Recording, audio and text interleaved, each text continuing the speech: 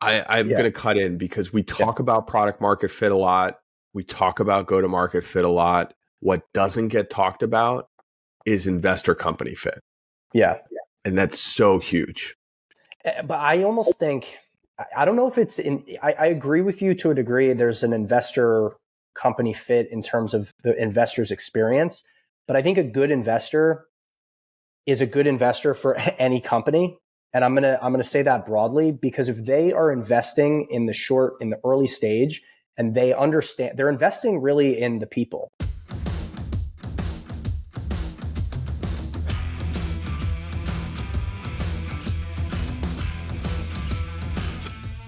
Okay, welcome back to the Circle Forward podcast, the third edition. Happy to resit.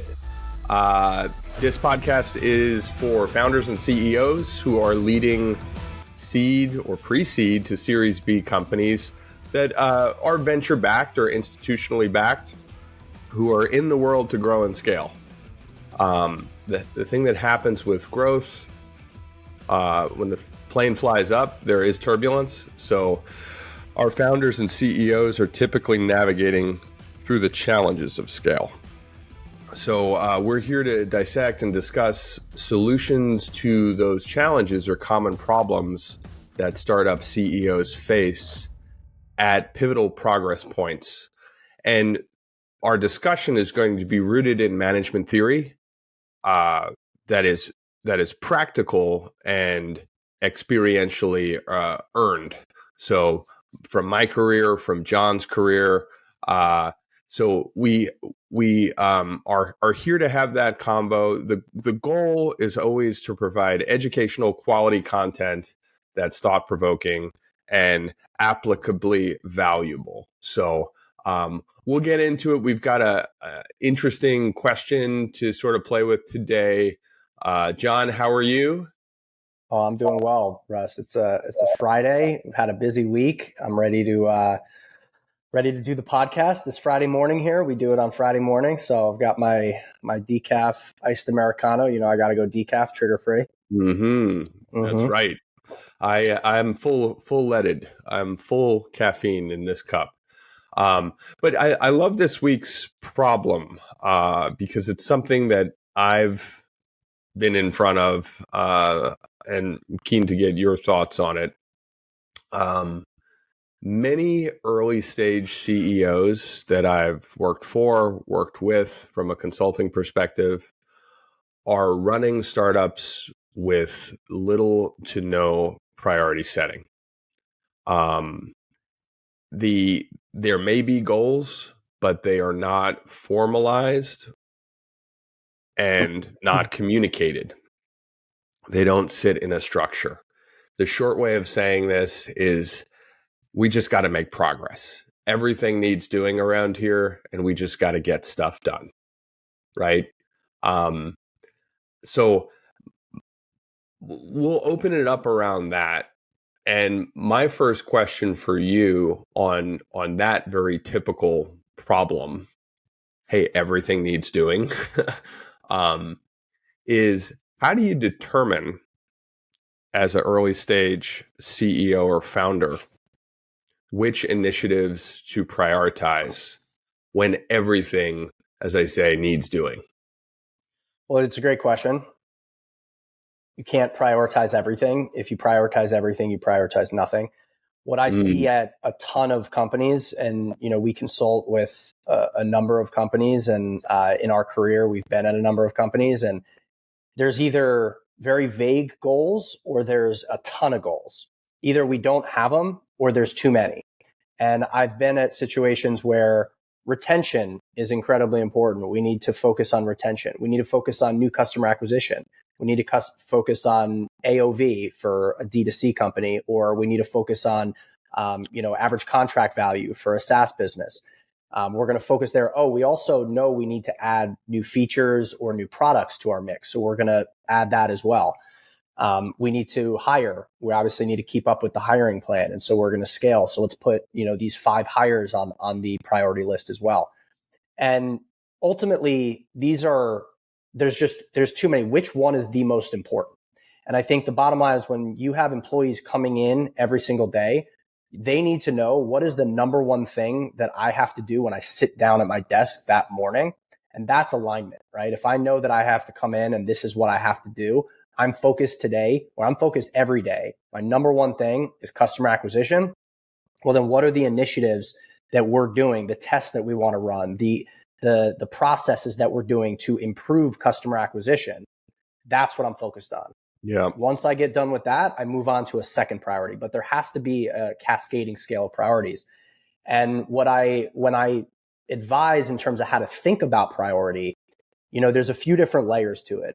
The first is, what stage of the business are you at, right? If you're at really the early product market fit stage of the business, something like retention is extremely important, and obviously finding product market fit, right? And so all of your objectives, or at least the priority of objectives, should be around that. And there's likely a scenario of feature building. There's likely a scenario of understanding ICP and making sure that pain and problem are aligned with the customer.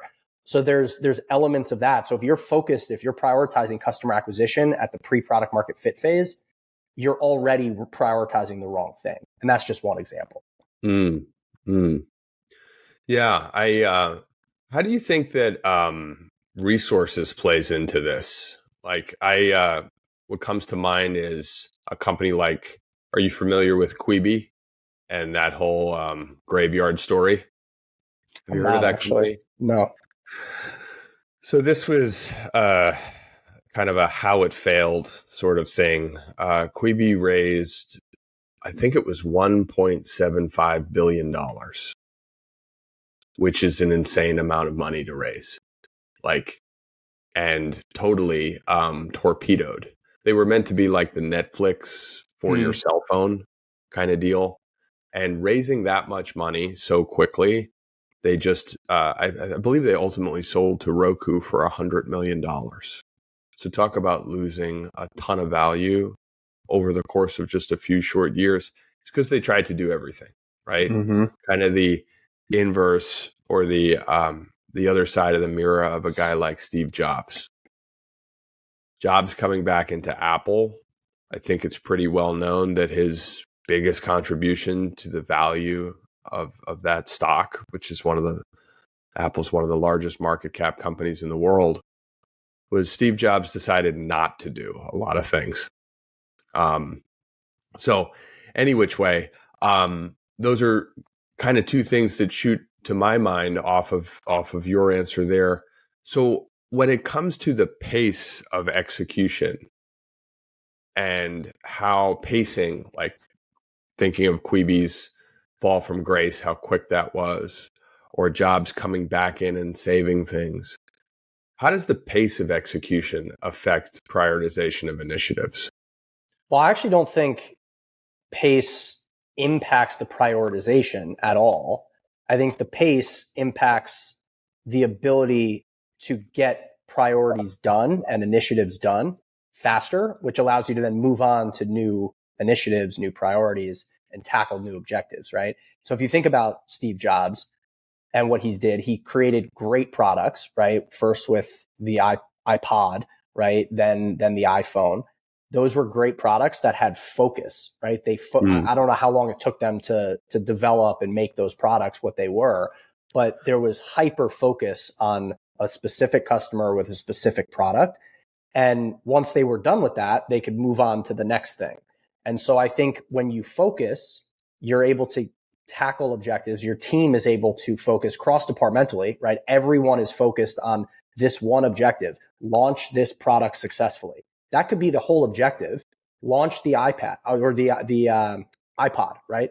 Launch the iPod successfully. What is success? Okay, now let's layer in what success looks like with the KPIs. I'm sure they had, purchases and number of downloads of songs, etc.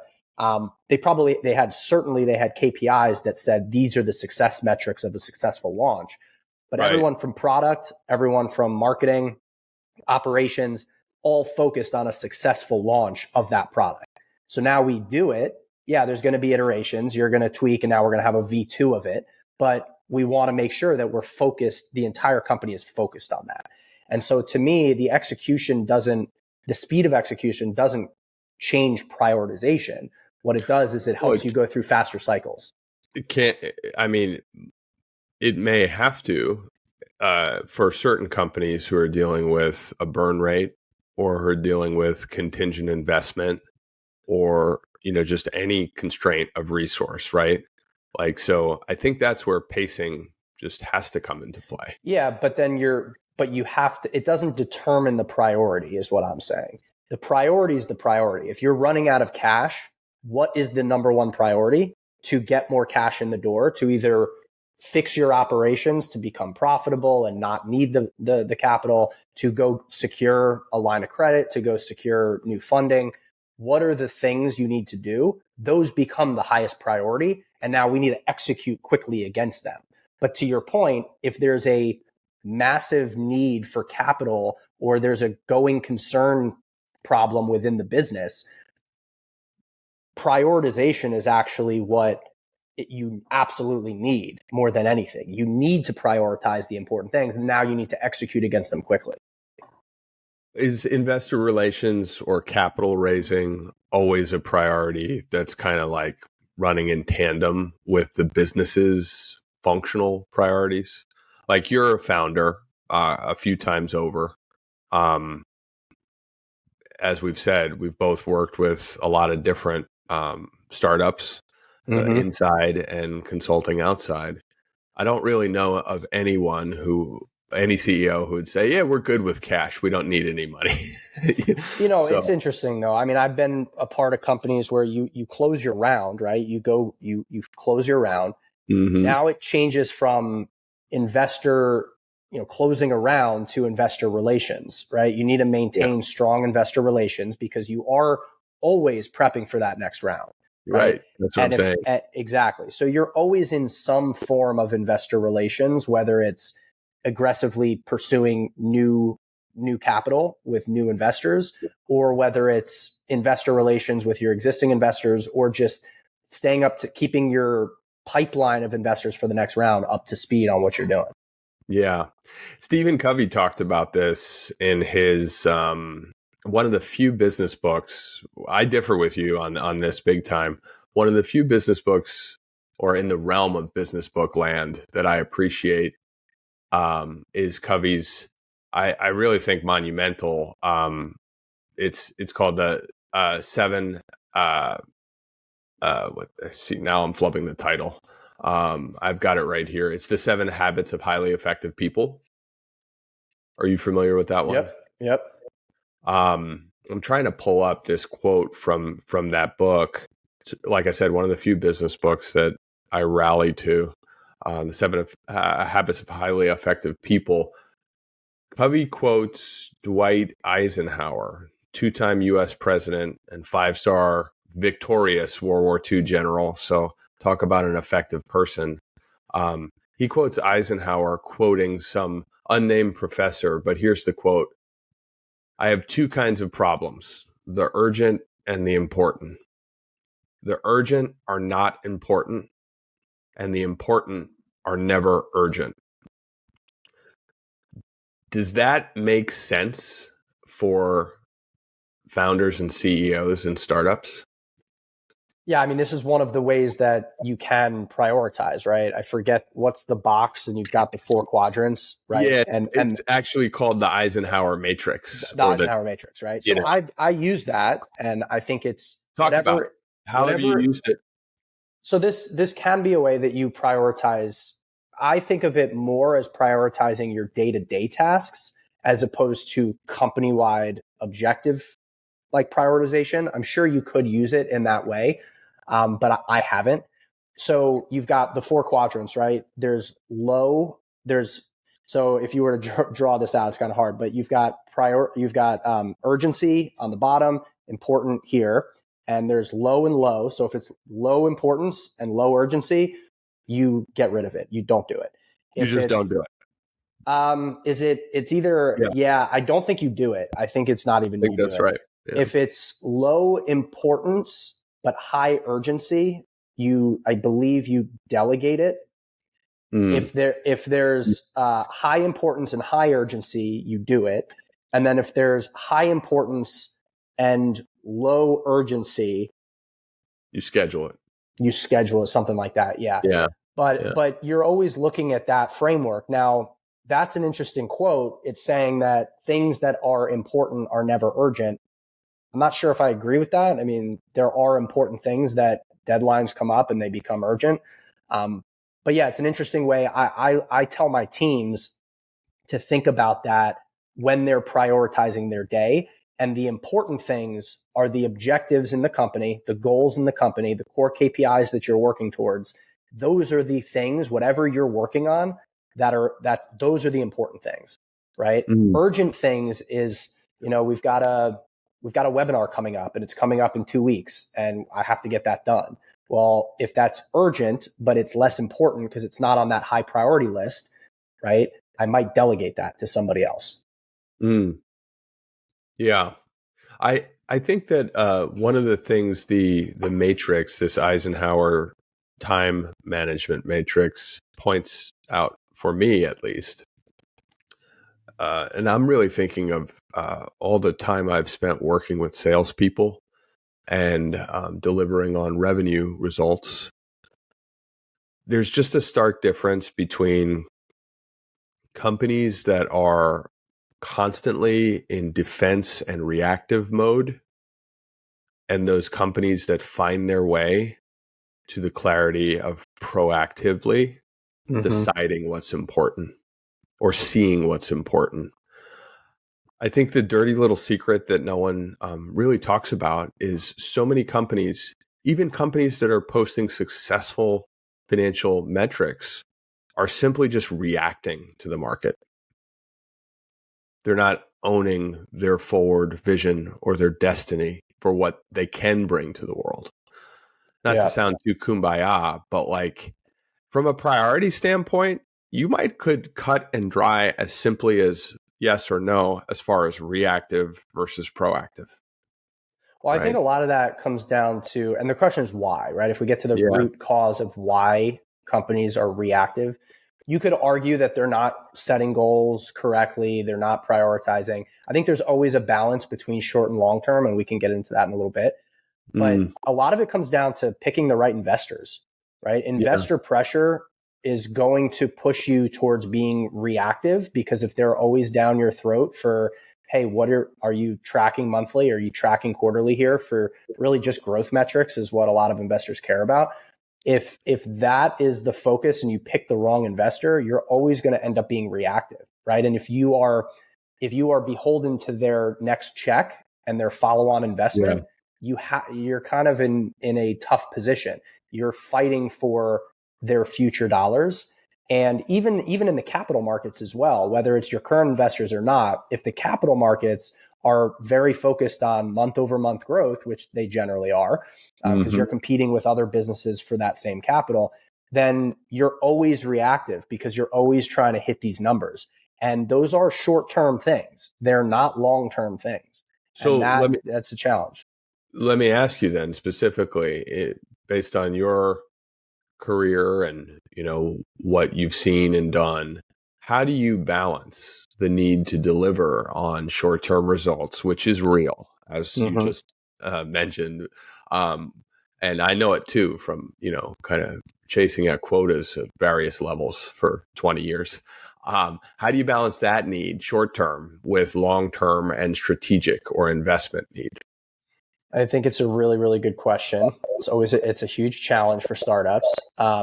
What I think so the way that I like to think about it is you have health metrics in the organization that you should be tracking, KPIs that are telling you whether you're on the right track short term in the business. Are you, let's say, a SaaS business generally is going to have MQLs at the marketing top of funnel, SQLs, and then some form of bottom funnel pipeline, and then close won, close loss, right? So if you're looking at that, those are health metrics. We want to make sure, are we still delivering the pipeline that we need to bring in new logos and customer acquisition? That's not a long-term thing necessarily. It's a short-term play, but it's critically important. Now, if you have too many priorities at the leadership level and too many long-term goals, you're going to forget about your short-term needs, right? And if every single department within the organization is focused on the long term, you are going to slip on the short term. At the flip side, if everyone is focused just today, day to day, I need more MQLs, I need more SQLs, I need more pipeline, you're going to forget about the long term. So I think it's about taking a step back, understanding where the business needs to be in a year. Do you need to be sure? Is there a new product that you need to launch? Are you pre-product market fit and you need to find product market fit? Having these kind of high level objectives that says we want to get to 200 new customers and with this current product, or we want to launch a new product, and you have a very clear focus on your long term, you still have the bandwidth day in and day out to do your day to day and continue to watch those health metrics and work the system with the health metrics while you are also working on long term. If you have too many long term goals, you're going to let the short term fall, and vice versa. Yeah. Again, it comes to what's most important and understanding the difference between importance and urgency, right? Like, I think that's inset and critical into what you're describing there. I think a great example of this is, and they've become a monster. They've become a monopoly. So people have different takes on Google these days. But Larry Page and Sergey Brin were beset with pressure through Alphabet or Google's journey, but they maintained clear focus on innovation and user experience. And from what I understand, often really push back on short-term growth and revenue demands.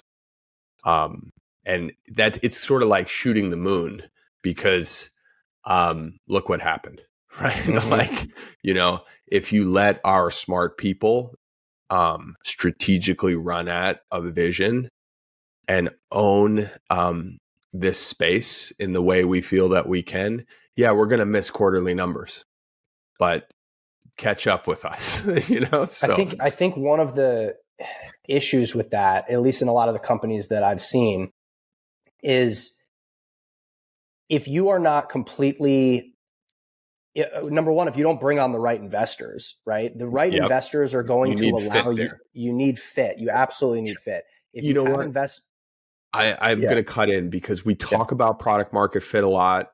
We talk about go to market fit a lot. What doesn't get talked about is investor company fit. Yeah. And that's so huge. But I almost think, I don't know if it's I agree with you to a degree. There's an investor company fit in terms of the investor's experience. But I think a good investor is a good investor for any company. And I'm going to say that broadly, because if they are investing in the early stage and they understand, they're investing really in the people, right? They're investing in the people to solve problems and to take market share or grow a category, right? Yeah. And if they believe in them, let them do it. Now, at some point, you're going to have to say, is this company just failing to execute? But like you said, if you're missing short-term numbers, but you're on track for some bigger vision, you have to define that. What is on track for that bigger vision? To your point on goals and having key performance indicators that flow up and substantiate the successes around those goals. I also think pacing, to get back to that question, is critical there. The pace of execution is proof positive in somehow that, you may be shooting for the moon, but you're getting things done. Comes to my mind is like the Reed Hastings example at Netflix. Like, Netflix, as everyone knows, didn't come out of the blocks with a movie studio and streaming on the internet and, content minded leadership. They were mailing DVDs, right? And they had to be in the market, to be in the fight, but they paced correctly to where technology and their market share were going to coalesce so that they could pivot and switch. It was it's a huge caper. Mm-hmm. Everyone knows like how Blockbuster like scoffed at them. They said, "Oh, you Oh guys are yeah, nuts." Like yeah, it's like a master plan came together. yeah. There's a Well, book all they on it. scoffed Yeah, at them. Yeah, I read that book. They scoffed. yeah, I know Blockbuster turned them down because of yeah. the DVD side. If they like now streaming didn't, I don't think existed at that point. It was just in the very early phases of it, But and that's Netflix when had a vision for it. they had a vision for it. Yeah, They yeah, knew it was coming. They knew the yeah, technology was coming, and they were pacing correctly to it, yeah, which is why they're one of the largest cap public traded companies in the world now. yeah. Let me ask you this: like we're floating around prioritization and goals. Here's one that comes up a lot, both as a goal and as a problem around pace and measurement. In the face of, and we see this almost with everyone we work with or around, in the face of slower than expected customer acquisition, which new customer acquisition often shows up as a goal, right? Mm-hmm. How do you assess whether to double down and prioritize a renewed focus on that goal, or to change the goal, de-emphasize the goal, and shift resources elsewhere? What does that Well, do for you? I kind of think of this in a I'm going to change a little bit of the question here. Instead of how do you Right. shift priority necessarily, what I see from customer acquisition problems is CEOs, and this is true depending on where the CEO comes from. And I've seen this with product CEOs. If you're somebody who has experience in product, you generally think it's some form of a product issue, or you might blame sales. That's another one. Oh, that always. Or, or if you're, or if you're a sales leader and you're a CEO, you will think it's a sales problem and you Hmm. will not put enough emphasis It's into true. other areas of the business. And I've seen this across multiple businesses. So it does depend on where the CEO kind of comes from. They will have a different mentality. But then what ends up happening is the CEO lasers in on one reason why they think customer acquisition is failing. They And simplify the problem. they Yeah, simplify it, but without a lot of substantiated data or evidence. it's It's gut. hunches or it's gut. And I've seen this across a ton of businesses. Yeah, And then what happens is when we create goals or initiatives for the quarter, which in EOS you call rocks, right?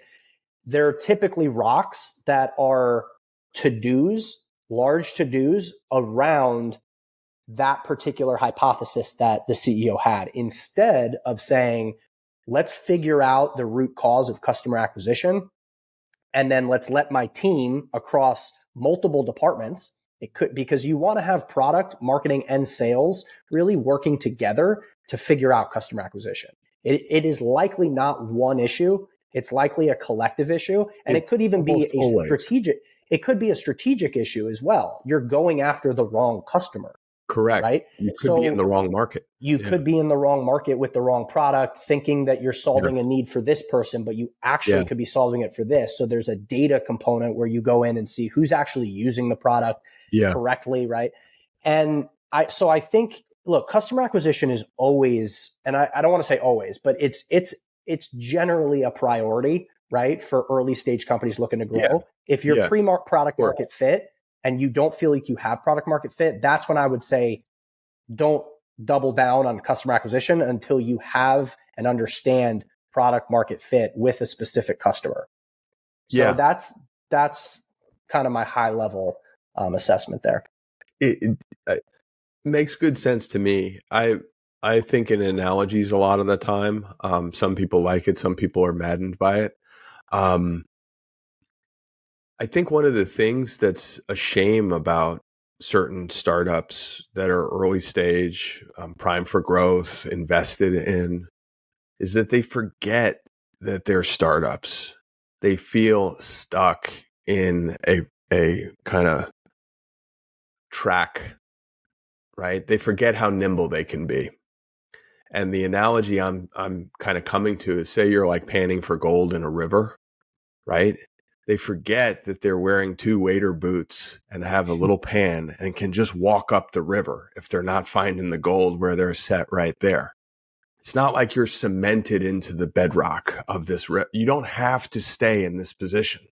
Yeah. Right? Like, one of your strengths is being able to be nimble and solve for customer acquisition in creative ways, in cross-departmental ways, and like challenge first principles. Mm-hmm. IBM can't do that, right? Boeing can't do that. But the little, privately invested in 10-person company that has a technology that's going to rattle IBM can do that and should do that. Yeah, and that comes back to resources, right? Because you have to make strategic bets. You have limited capital. Where do you invest your limited resources? But that's where CEOs have to have vision, right? Yeah. They have to have gut instinct. There is some, you know what? I don't think this is going well. And I was literally just listening to a podcast. It's called The Mindset Mentor. He's really good, Rob Dial, and he actually talked about shout out. Talks about decision making. The last one was about how you make decisions and in a clear mind. And he was talking about the gut and how the gut has how many like trillions of microbiomes in your lining of your stomach that do tell you things, right? Yeah. And I think a lot of people say that you want to always be data driven, but if something's telling you something's off, usually it is. And he says even with CEOs, use your gut sometimes, right? Now, you want to, I think, have a blend between data and gut. But to your point, Russ, a small company has small resources as well. And to shift like that is a big strategic decision. You're moving resources, you're moving your product, marketing, sales resources and taking a new bet. And there's risk there, of course, but there's risk to staying in the market that you're in that's not working. So you have to make a decision, which is a tough one. Yeah. Well, and that may summate everything we've talked about in this episode. You've got to make a decision. You have to make decisions around prioritization. You have to understand, working smartly towards those goals that you are prioritizing. I think it's been kind of a good circle on our problem. And it's something forward. We're circling forward. Circling forward, baby. And I like you tie the brand in. But the hope is that many early stage CEOs or founders that are running startups with little to no priority setting, or like I said up front, priorities that aren't formalized or communicated, can hear this and think a little bit about taking a different tact, right, around prioritization. That's right. So next time we'll have a new problem for you. We may flip the mic and put me on the hot seat to answer, but maybe not. I'm the forever host. That's the fate of a salesman. I'm always asking the questions. But Jon, it's been a good circle, and we will catch you next time. Yeah, it's been fun, Russ. All right. Ciao. See ya.